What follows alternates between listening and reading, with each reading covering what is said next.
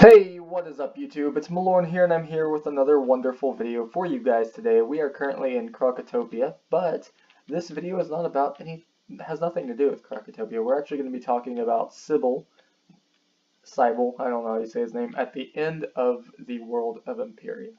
So at the end of the world of Empyrea, Sybil gets very loud and announces to everyone that we haven't stopped anything and that we've only made the situation worse, because now there is this creature called the Nothing, or this existence, this being known as the Nothing, that is going to come and like make life hell for everyone. So I've come up with a theory, and I don't do theory videos very often because you never really can tell where KI is going with things, but today I think I might actually have a pretty good theory on it because it all connects. Now, if we look at Greek mythology, we have the gods, we have the titans, and we have what are known as the primordial beings. Now the primordials are creatures older than anything else. Some of them are younger than even the titans, but they represent certain things that just seem primordial, like the earth, the sky, light, darkness, that kind of stuff. Things that are known to be old. Alright, so if we look at three of them, Nyx being night, Aether being light, and we have Chaos, which is the void.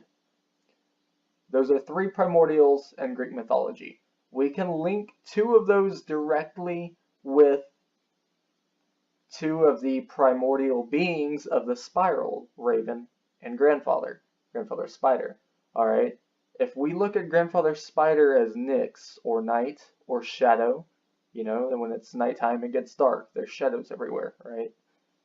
And Aether, which is the primordial being of light in Greek mythology, could be Grandmother Raven. Because if we look at Empyrea, you hear a lot from all of the little residents, all the people that live on Empyrea, the characters, they say that Raven brought the light to Empyrea, that Raven kind of entrusted the Empyreans to protect the light of the spiral. Alright, so Raven in this case would represent light. If we also look at the fact that the world of Empyrea is surrounded by a stormy material known as ether, then it also connects there, because Raven represents light, Raven is ether, ether is all over Empyrea. Alright, now what we're generally missing, because you have to realize we also have the Aurora, I don't know how to say its name, we have a Grandfather Tree or whatever, Bartleby, and then we have like the Aurora Borealis type thing in Polaris. So those could represent sky and earth. Alright, if we look at that, then we've pretty much gone through all of the primordials, right? All of the Greek primordials. There's a couple more, but they're lesser, not quite as important. But we are missing one. We're missing nothing. What was before everything? Nothing. We're missing that. So in Greek mythology, that would be chaos. Chaos is the nothing. Chaos is the void. It's what's before the spiral, or before existence, and it's what's at the end of existence. Absolutely not a darn thing. Nothing. So here's my theory. This is going to be a very short video, but my theory is that the Nothing isn't going to be a sentient. It's not going to be it's not going to be a being of sentient. It's not going to be able to talk. It doesn't have a mind of its own. It's just nothingness. It's a void that's going to like try and swallow the spiral or something. Not quite shadow magic, because shadow magic is still something. It moves, it changes, it has forms, shapes. It can take the forms of different things, but nothing can't do that. Nothing is just absolutely nothing. It can't take the form of anything, because it can't be anything. It's nothing. And from there we kind of get into a metaphysical type situation, which it keeps going back and forth with you can't make something, you can't make shapes out of nothingness. So no one will be able to bend the nothing. No one will be able to, the nothing won't be able to take the form of any kind of enemy. And if we also look at the fact that KI in an interview said that, in an interview with MMORPG, you can actually go to the article and check it out, they said that they won't be releasing, the next arc won't have an overarching enemy like Malastare, Morganth, and Old Cobb. Alright, but if we consider the fact that nothing might not be an enemy, we might not fight, you know, the nothing. We might not have to fight it. We take different steps in pushing it back without actually ever going into a battle with it. So it's just kind of an enemy that's there, but we never fight it. We take steps to get rid of it, because you can't destroy nothing either. Alright, if we even look at the end of Empyrea Part 2, we didn't destroy Grandfather Spider. You know, we didn't destroy Raven because both of them are important. They're primordial beings. If they were gone, things would be very, very, very bad. Alright, so that's not really an option. Everything has to be balanced. Right? So that's just kind of my theory. I think that KI is honestly taking pages out of the Greek mythology playbook, which is awesome. I love it.